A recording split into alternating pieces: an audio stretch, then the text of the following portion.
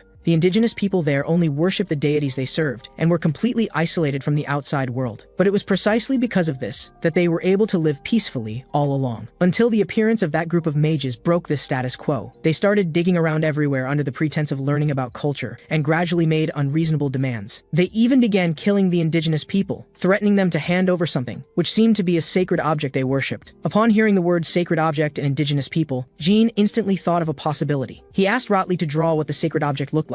Runcandel then picked up a pen, indicating that it was a copper mirror that emitted light. And after seeing the sketch that Runcandel drew, Jean's suspicion was also confirmed. That sacred object was the spring of magic. In his previous life, a brave journalist exposed the evil deeds of the Gipple family, which made the world aware of its existence. The Gipple family found Colon to obtain it, and brutally exploited the indigenous people there. So that primitive place was the Colon ruins, and that group of mages were members of the Gipple family. And this map pointed to the location of the spring of magic. Jean never expected that the map he obtained from the pirates would be a clue pointing to such a priceless treasure. Ourokh on the side noticed Jean's thoughtful expression, and asked if he had any leads. But Jean didn't want them to know that he knew about the future, so he found a random excuse to brush it off. Jean apologized to Carl because he had let Julia experience terrible things, but Carl said, "Don't mind it, because as a contractor of the gods, this was a path she would have to walk sooner or later. But since we already know this map is extraordinary, we need to take action next. I'll arrange for people to search for someone who can interpret ancient languages. Just wait for my message." Hearing this, Jean smiled knowingly and said, "Then I'll leave it to you." But despite saying this, Jean was very clear in his heart about the difficulty of finding such a person. Because hundreds of years ago, the Gipple family slaughtered the indigenous people of Colon, and now they were almost all extinct. Even those who barely survived were imprisoned by the Gipple family. Could he find the spring of magic before them? Meanwhile, in another room, a woman sat in devout prayer. A tear slid down her cheek. The woman wiped away the tear and murmured, "It's time. I should prepare to welcome the guests." On this side, Jean and his companions found someone who could decipher the ancient language on the map, and that man was a drunkard with dark red skin. After Jean helped the man up, he remarked that his skin color was quite striking. The man drunkenly told Jean that people from distant tribes all looked like this. Jean reached into his coat and said, "I have something here from a distant place, but I can't understand what's written on it at all. Can you read it?" But when the man clearly saw what was in front of him, he instantly sobered up. He quickly stepped back, looking at Jean with full wariness. At this moment, Ourokh and Runcandel also surrounded him. The man loudly questioned, "Who exactly are you? Did you come here for my Colon identity?" Jean's lips curved into a slight smile as he said, "I am a guest of Lisa, the captain of the Tika garrison. Those two over there are both dragons." Hearing Jean directly reveal their identities, Ourokh was very puzzled, but Jean indicated that he would have to tell him sooner or later anyway. Hearing this, the man lowered his guard and said, "As long as you're not from the Gipple family, then what's your purpose in finding me?" Jean said, "Guided by that map, we searched for a long time but couldn't find anyone who could understand ancient language. But we coincidentally discovered you living in Tika." But the man denied Jean's statement, because in his view, this wasn't a coincidence at all. He said, "Please follow me, I'll take you to meet someone." The man then led Jean and the others to a woman. The woman greeted them, "Noble guests of Tika, I have been waiting for your arrival." Parn apologized to Osha for bringing people back without her permission, but Osha indicated he had done well. Jean and his companions were also sizing up the woman, feeling that she was different from others. There was a sacred feeling emanating from Osha, as if she was someone chosen by their faith. But Osha's next words shocked Jean. "One born of a renowned swordsmanship family and chosen by the Shadow God, the last dragon of the Shadow clan, and the guardian dragon of the Asmir contractor." Osha immediately revealed Jean and his companions' identities as soon as she spoke. Jean felt Osha's aura was familiar, and he guessed, "Could it be that you are a god?" Hearing this, Osha smiled and indicated she was merely a vessel of the gods. After all, if she were a god, she wouldn't have lost her homeland and be living here under a false identity. Ourokh also saw that Osha was the spirit of an ancient god, which was why she possessed amazing insight. But Osha would soon lose this power, and the aura on her body would also dissipate. Hearing this, Osha admitted, "Lord Black Dragon, you really hit the nail on the head and hurt me." Osha then asked Jean for the map to examine. After taking the map from Jean's hand, Osha explained the map's content to them. Only those who obtained the Heart of Colon Colin would see these words, "Please come here to help them," they were just a group of people living peacefully. But the gods gave them an arduous task without giving them corresponding power. They were truly helpless. After speaking, Osha couldn't help but grip the map tightly in her hand. This map was made by her deceased grandfather. Fortunately, it didn't fall into the hands of the Gipple family to bring disaster, but came to Jean's hands to bring them hope. Osha asked Jean if he was willing to make a deal with her. "If you can promise to help us, then I will be able to give you a reward." Jean Runcandel, "You haven't heard Solderet's voice for a long time, have you?" Osha's words made Jean's pupils dilate. Then Osha continued, "I will use all my remaining divine power to summon Solderet for you." After hearing this, Jean immediately agreed, though he couldn't guarantee he could definitely save Colin. But Osha smiled and said, "This is enough. I will tell you the internal information about Colin. Please take care of the rest." They then arrived at the Colin ruins, but what they didn't expect was that this place was actually sealed off. Carl said regretfully, "I should have sent someone to investigate first." But Ourokh felt that even if his people had investigated in advance, it wouldn't have changed the fact that this place was sealed off. Jean recalled that in his previous life, this place had always been open to the outside world. It seemed that his visit during his training period had caused an impact, and the darkness here was originally supposed to be exposed by a journalist 11 years later. This way, that event couldn't happen. Carl asked Jean what to do next, since if this really was a magical experiment site, they couldn't enter casually. However, Jean turned and walked straight in. Jean indicated that although entry was prohibited here, there were no guards or warning magic. Instead, there was only a warning sign. Logically, the Gipple family shouldn't be so lax in management. After hearing Jean's analysis, Carl was startled. Could it be that they had already found that artifact? But Jean thought they might have given up. Just then, Ourokh sensed something unusual. He immediately signaled everyone to be alert, and when they saw the situation clearly, in front of them were the red people of the Colin ruins, and a silver-haired man who was still drinking. Jean and his companions immediately recognized the man's identity. He was Myron, the Mad Mage of the Gipple family's magic tower and Kelia's sixth son. Not only was his behavior strange, but he was also extremely crazy. But Jean felt puzzled. As a pure-blooded Gipple member, Myron had no guards around him. Hearing this, Carl told Jean that Myron, as the master of the Gipple family's 7th magic tower, not only had magic that reached the 8-star level, but he also carried various artifacts, so he was very confident in his own strength. Ourokh showed a vicious evil smile and said, "In that case, let's just chop off that guy's head and then escape with everyone." But Jean immediately rejected Ourokh's proposal, because the other party was a pure-blooded member of the Gipple family. They had just killed Andre not long ago, and killing Myron would make things bigger, unless they had a reason that would prevent the Gipple family from acting rashly. Just then, there was movement nearby. A man wearing glasses suddenly appeared. Jean walked behind the man and questioned who he was. The man hurriedly said his name was Dino and that he was a journalist. Hearing this, Jean's pupils contracted. He didn't expect this was the journalist who exposed the Colin incident in his previous life. So before the event was exposed 10 years later, he had been making preparations alone? Jean looked at Dino, thin build, looking to be in his early 20s. But it was this young man who single-handedly opposed the Gipple family, which made him feel admiration for Dino. Jean asked Dino if he came here for some news, but Dino didn't answer Jean's question, instead nervously inquiring about their identities first. Jean said, "Don't be nervous. We're just a few passers-by who came to our friend's hometown at his request. Since you're a journalist, it seems our purposes are the same." Jean's words greatly surprised Dino, who said, "You actually know about the Colin natives." Ourokh said to Jean, "Is it really okay to tell that guy everything?" But Carl waved his hand and said, "Master Jean wants to create a legitimate reason. That person should want to expose what's happening here. Cooperating with him gives us a legitimate reason to act against the Gipple family. He should have collected a lot of relevant intelligence." Hearing this, Dino took out a notebook and gave it to Jean, and the content was all records from Dino's personal interviews with the Red People. This made Jean marvel at his courage. If discovered by the Gipple family, he wouldn't have a good ending. But Dino said, "It doesn't matter, because I've already been in contact with Myron. I learned some things by drinking with Myron. I found that Myron wasn't very guarded, so he won't use me to test you all. After all, torture would be simpler for Myron." After hearing this, Jean smiled mysteriously and made a request to Dino. On the other side, Myron was drinking alone, complaining that the family had sent him to such a godforsaken place. At this moment, a figure appeared in front of him, and the person who came was Dino, who came to drink with him. When Myron saw Dino, he immediately perked up and happily greeted him to come over quickly. But then his eyes narrowed. He said, "You didn't come alone today," Dino explained. "These are interesting tourists I met on the road. I thought you'd like them, so I brought them over. I didn't greet you in advance, I'm very sorry." Hearing this, Myron waved his hand to indicate it didn't matter. Jean took off his hat and greeted, "It's an honor to meet you, Lord Myron Gipple." After several rounds of drinking, they gradually became familiar with Myron. But then Myron suddenly came behind Dino. He said, "What exactly are you? Why would a mere little journalist dare to come here to investigate the Red People?" Myron's naked questioning immediately changed Jean and his companion's expressions. He said, "You always ask around whenever I leave. It's tiring for me to deal with the guys who talk to you one by one." Hearing this, Dino's mind immediately buzzed, unable to believe what he heard. Seeing Dino's expression, Myron couldn't help but sneer. Then he laughed maniacally, saying, "You clever fool. Don't you know that everyone who talked to you has disappeared? A bunch of ants. Where exactly did you get your confidence?" As he spoke, he violently smashed the wine bottle in his hand toward the fire. The flames immediately shot up 2.5 meters high, and at the same time, Myron's mocking voice came through the firelight. He said, "I never understood why you were so bold, but now I finally know the reason. So the guys from the Garden of of Swords are your backing. At this moment, Myron finally tore off his hypocritical mask. Seeing this, Jean and his companions also prepared for battle. The next moment, the two figures burst into action. Ourokh grabbed Dino and pulled him over. Jean drew his long sword and came to Myron's side, but somehow, he had already raised a protective shield. This surprised Jean because he hadn't felt any magic power fluctuation. But even if he used the campfire as cover to cast magic, there shouldn't be no trace of magic power fluctuation. What method had Myron used? Ourokh also noticed something was wrong with Myron and shouted to warn Jean. Because even if magic power fluctuations could be hidden, they couldn't be eliminated. He must have some unknown means. At this time, Myron also saw through Jean's identity and guessed that the escaped goddess had commissioned the Runade family. Myron said to Jean, "You're just a preparatory vanguard. Logically, you can't accept commissions yet, which means this is your personal business?" Jean didn't answer Myron's question. He held his long sword in front of his chest, assuming a battle stance. He said, "Even if I ask you how you recognized me, you probably wouldn't tell me, so let my sword make you confess. Also, your crude voice and laughter really disgust me." Myron laughed strangely and stopped talking nonsense. He raised his hand and condensed several hailstones. The next instant, they flew toward Jean at high speed. Even Ourokh and Dino weren't spared, but the scene on the other side made Ourokh frown. The hailstones were actually targeting the unarmed red people as well. Ourokh quickly came in front of the red people and blocked all the incoming hailstones. He turned and told Dino to take them away from here, otherwise they would only hinder their battle. But just as Dino turned to direct the red people to leave, they each showed painful expressions. Seeing this scene, Dino's pupils contracted. Tears burst from his eyes as he roared with all his strength. "Myron Gipple, you scumbag! Why exactly are you doing this? What did these people do wrong that you torture them like this?" However, Dino's words made Myron laugh even more maniacally, and he became extremely excited. He said, "That's right, that's the expression. I've been looking forward to seeing your expression when you see them like this. Now I'm very satisfied. What a stupid and ridiculous guy. It's all because of you that those lowly creatures became like this. Because you're all equally base. Do you really think you can save them?" As soon as he finished speaking, a furious fist came crashing down at him, immediately sending him flying dozens of meters. But Myron also used magic to defend himself in time. At this moment, Jean's anger reached its peak. The violent shadow power manifested as a ghost-like deity. He said, "Now you don't need to waste any more words, because the reason to kill you is already sufficient." Seeing this, Myron found it hard to believe. Jean was actually a 1 in 10,000 magic swordsman, and he also controlled shadow energy that devoured everything. This power, which was neither magic nor righteousness, kept devouring Myron's magic like a moving shadow. Myron's pupils shrank as he thought of a possibility. Could it be that Solderet had rejoined the Runade family? Meanwhile, Jean noticed something unusual and immediately shouted to warn Ourokh and the others. Dense ice spikes had somehow condensed in the air. Even Ourokh hadn't noticed at all. Jean indicated that Myron had hidden his magic power fluctuations, so they should assume Myron was constantly casting magic. Seeing his trick exposed, Myron praised Jean's keenness, but he believed they couldn't possibly save all these lowly people. At this time, Ourokh suddenly grabbed Jean and threw him like a cannonball, shooting straight toward Myron. Seeing the scene, Myron stretched out his hand and slapped it hard on the ground. In an instant, countless ice spikes fell like raindrops. However, this couldn't stop Jean's advance. He dodged and weaved as he rapidly approached Myron. Myron raised his hand and summoned a magic staff, then concentrated magic power on the staff. The next moment, several sharp edges shot rapidly toward Jean. Accompanied by a loud boom, they exploded. Seeing his attack succeed, Myron immediately burst into wild laughter. However, Jean had already reached behind him under the cover of smoke and dust. Seeing the scene, Myron's pupils shrank. Jean had already released the mutal helmet to neutralize the attack. Then he rushed toward Myron with his long sword. Myron reacted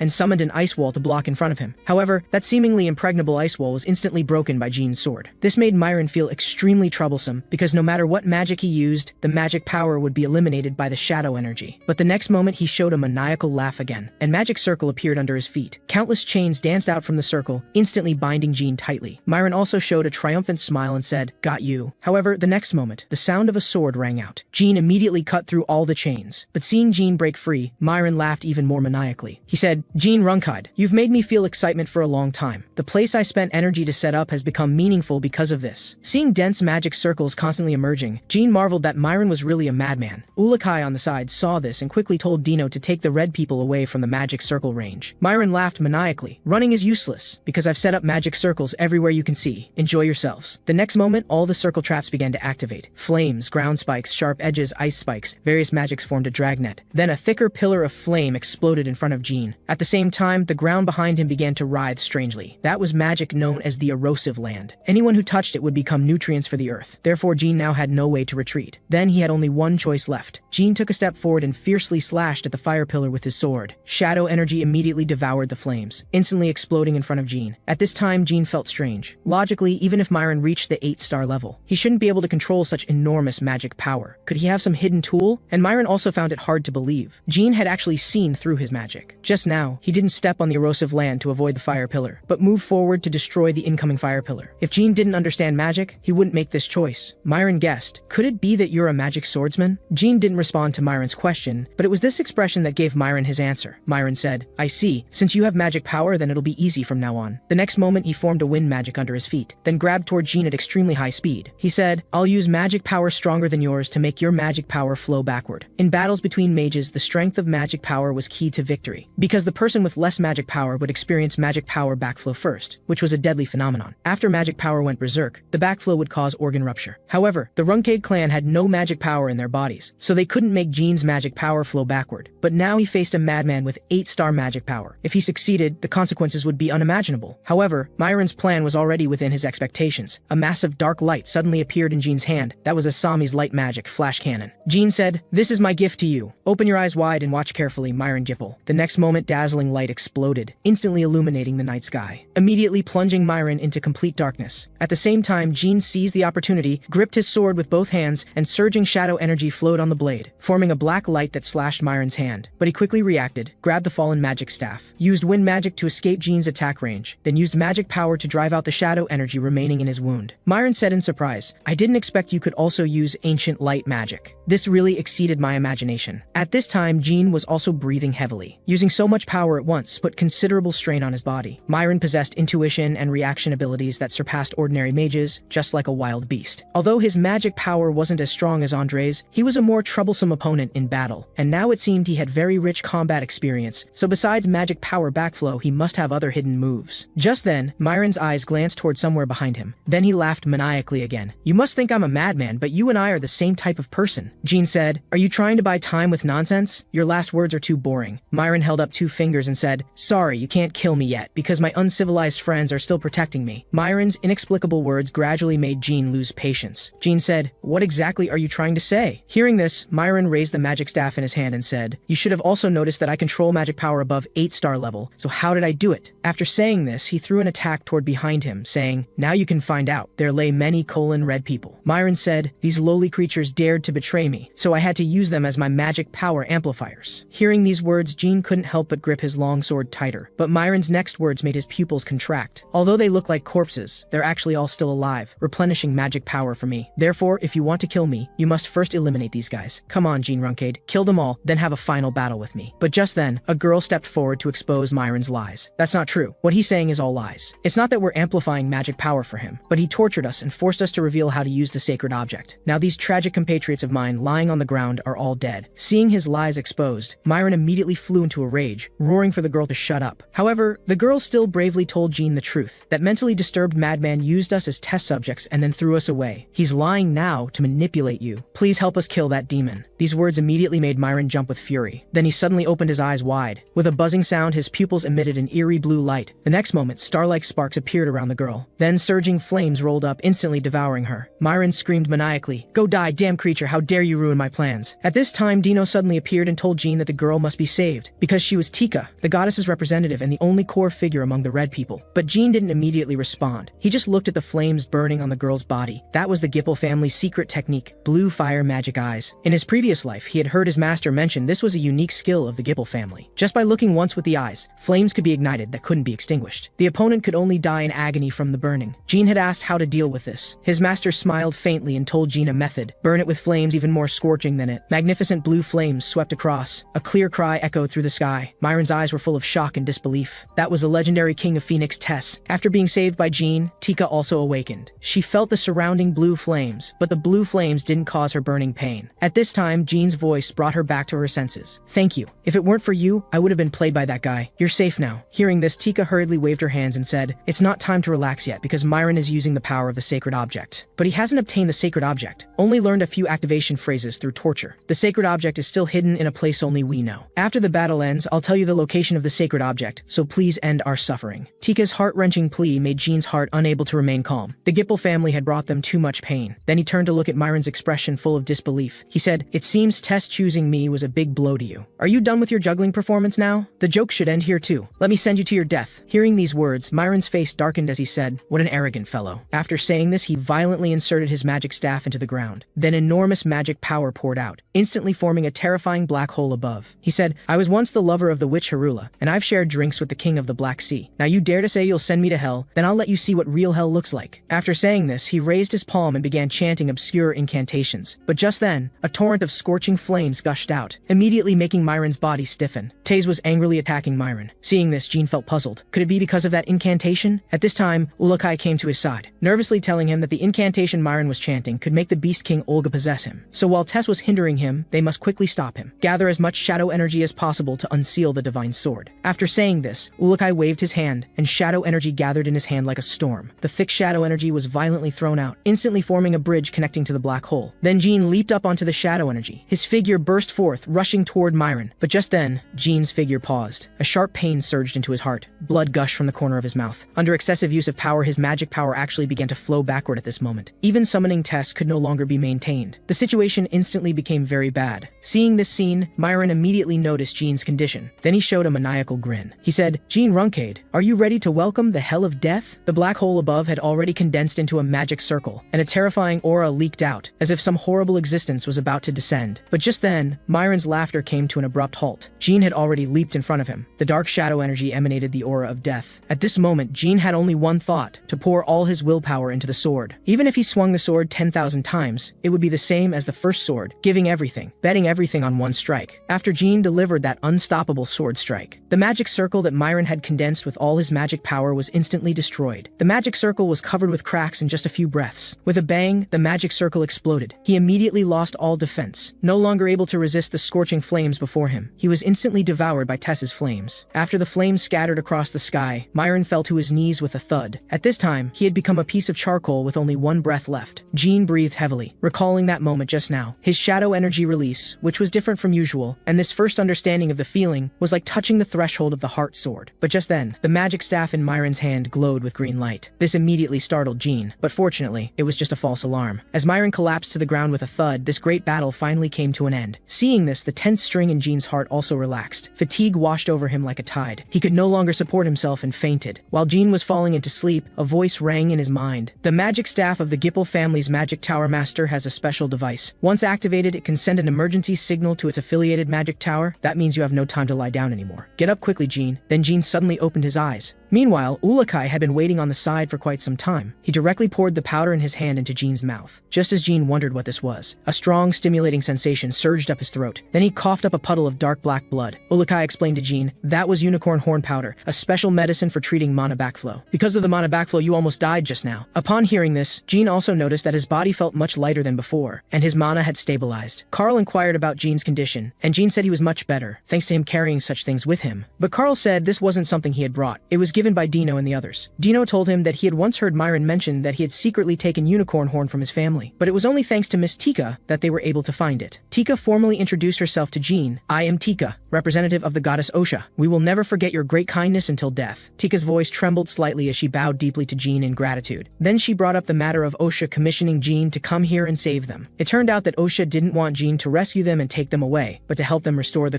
divine artifact. Upon hearing this, Jean's expression tensed. Could it be that the divine artifact was damaged? But Ourokh suddenly interrupted him. "I've lived for over 3,000 years and have never heard of such a ridiculous divine artifact." But after witnessing that madman display magic power far beyond his own level, "If you say he borrowed the power of your divine artifact, then what is the name of the god you worship?" Tika told him that god was called Cram, but Ourokh said he had never heard of it. At this time, Carl reminded them that they should quickly find the divine artifact and leave this place. After all, this was Gipple family territory, and they might discover the anomaly at any time. However, Tika told them of a problem. If they wanted to take away the divine artifact, they must first restore it. This required using the breath of the sun to open the sealed land. So they had to wait until tomorrow at noon, and all the tribal people had to perform the ritual together, which meant they had to gather here. After hearing this, Ourokh helplessly rubbed his head. He hadn't expected it to be so complicated. But at this time, Jean's heart was constantly filled with unease, and his heartbeat involuntarily accelerated. Jean kept analyzing the current situation in his mind, feeling as if he had missed some very important information. But Myron was clearly already dead, and this was also a remote place abandoned by the Gipple family, so if no one sent a signal, it was precisely this point that made the answer in Jean's heart ready to emerge. Myron was the magic tower master of the Gipple family. Upon hearing this, Ourokh expressed his confusion. Wasn't this already known? But Carl quickly came to his senses and immediately immediately understood Jean's meaning. Jean picked up Myron's magic staff from the ground. With a grave expression, he said, "We're out of time." The gem on the magic staff was continuously emitting eerie green light waves. Jean said, "The staff has a device that can summon subordinate mages. The Gipple family members are already on their way." Upon hearing this, Ourokh and the others were immediately shocked, asking Jean how he knew. Jean said that he had once heard his sister Luna mention it, but actually this was what he remembered from his master's words in his previous life when he had fainted. Carl told everyone based on intelligence from the colorful bird that each magic tower of the Gipple family had at least 100 mages, all 7-star and 8-star or above. Plus, they still had to protect ordinary people. So even if only half came, they couldn't handle it. At this time, Jean asked about the time needed for those guys to come over, and Carl told him it would take at least 2.5 hours at the fastest. Upon hearing this, Jean fell into contemplation, seemingly thinking of a way to break the deadlock. Then he raised his head and stared seriously at Carl. He said, "Carl, may I ask you for a favor?" After hearing Jean's plan, Carl said anxiously, "Will this really work? If I'm even a step late coming back, everyone here will die, and that Lord has always remained neutral." Jean said, "Don't worry. Even if he feels displeased, he won't refuse you. There's no time left. I'm counting on you from now on." Upon hearing this, Carl gritted his teeth and made up his mind. Now there was no other choice but to trust Jean. He put his hand on Jean's shoulder and said firmly, "No matter what, I will definitely complete the mission. So please, you must stay alive." Moments later, Ourokh helped the Red people set up the ritual site, and next was to perform the divine artifact restoration ceremony. They just needed to wait. But at this time, Jean was coughing up blood continuously. Due to overusing his power, his body had already suffered tremendous damage. Meanwhile, on the other side, before long, several giant dragons had already arrived at the Colon ruins. The mage at the dragon's head cast magic to observe Colon's situation. He said, "Vice Tower Master, the Red people are holding a ceremony and there are 2 people of unknown identity beside them, but the Tower Master is nowhere to be seen." Upon hearing this news, Middle immediately changed color with rage. Seeing this, his aide quickly comforted him. The Tower Master might just have been captured by those guys as a hostage. But his words couldn't dispel Middle's anger, as he said, "If brother has met with misfortune, I will make those guys wish they were dead." Ourokh was also observing the Gipple family's arrivals. They had 6 dragons and 30 mages in total. If the situation went badly, he would also transform back into dragon form, but that would attract the Gipple family's main force. Speaking of this, Ourokh said contemptuously, "If it were the old me, these guys would be a piece of cake. But the sword that the first family head stabbed into my heart 1,000 years ago still aches faintly even now." At the same time, the Gipple family's troops also landed in front of them. Jean asked Ourokh if there were any dragons he recognized among them, though they all looked like fire dragons. Ourokh responded that there weren't any, they were all too young, and these weren't fire dragons, but lower-grade red dragons, probably Carton's subordinates. Middle immediately revealed his identity upon arrival, loudly demanding to know where Myron was. To this, Jean blandly said he hadn't seen him. Upon hearing this, the unease in Middle's heart grew stronger, and his whole body couldn't help but tremble. He clenched his fists tightly. Now he urgently wanted to know an answer. He said, "Is my brother Myron still alive? Just tell me truthfully and I won't touch your family. After all, you have family too, don't you?" Hearing this, Jean sneered and said, "What you're saying is really interesting. Being able to commit such atrocities against the Red people who are fellow humans, yet still having the face to talk about blood relations and family ties. Even nonsense should have its limits." Upon hearing this, Middle flew into a rage, saying, "How can those ants be compared to the noble Gipple clan members?" But just then, his pupils contracted. He stared fixedly at the charred, unrecognizable remains behind Jean. At this moment, he understood everything. They were too late after all. He said angrily, "You not only killed my brother, but dare to mock the Gipple family in front of his corpse. How audacious. All units listen up. Capture them alive. I want to torture them to death." The mages who received the order immediately gathered their mana. The next moment, countless surging magical attacks formed and aimed at Jean, ready to strike. Seeing this scene, Jean's heart sank to the bottom. Facing attacks condensed by so many 8-star mages, he had no power to resist in his current condition. This time things were truly bad. At this critical moment, a charming laugh rang out in this space. Accompanying it was an extreme cold storm that could freeze everything, instantly freezing all magic. A huge teleportation gate suddenly appeared in the field. A seductive figure slowly walked out. Silver hair danced amid flying ice crystals, and she was none other than Sheris, who had once had an inexplicable connection with Jean. In front of her was her mother, one of the continent's strongest, the Spider of the Abyss, master of the secret palace, Teleris. She had come to Jean's aid, saying, "It seems I'm not too late." Facing this sudden turn of events, Middle's heart was already in turmoil. This realm that could freeze 8 to star magic and the sharp cold air surrounding them, plus that existence colder than the cold air itself. He immediately guessed the identity of the person before him, master of the secret palace, Teleris. Seeing this scene, the big stone in Jean's heart was finally put down. Ourokh laughed. "I was wondering who the secret palace master you mentioned was. Turns out to be such a formidable figure. You know, only those chosen by the 10,000 ice can control the phantom beast Snow Toad, Mort." He hadn't expected that someone in this era could still summon it. Teleris smiled seductively, then stepped forward. The next moment, massive ice crystals rose from the ground, instantly forming an ice dome that enveloped several people. Teleris greeted Jean. "Are you the one who received my daughter's flower?" Upon hearing this, Jean gave his name and responded affirmatively. At this time, Teleris also saw Jean's serious physical condition. She was surprised he could still stand. Then Teleris's tone shifted. "Did you really kill my plaything?" What she was referring to was Jean's assassination mission when he was was a trainee. It seemed Sheris hadn't helped him hide it. However, Talaris wasn't angry, laughing heartily. I was planning to get rid of him anyway. But if there are any good men, introduce them to me too, like the one behind you. Upon hearing this, Ourokh chuckled and said, you have good taste. Then she turned to tease Sheris. You stay here and take care of your lover. I'll go drive those guys away and come back. Sheris hurriedly denied, he's not my lover. How many times do I have to tell you? However, Talaris said, if he's not, why did you give him the snowflake? Sheris stammered awkwardly. I did that to protect him, so he wouldn't be killed by someone else before dueling with me again. After teasing Sheris, Talaris said to Jean, Runcandel,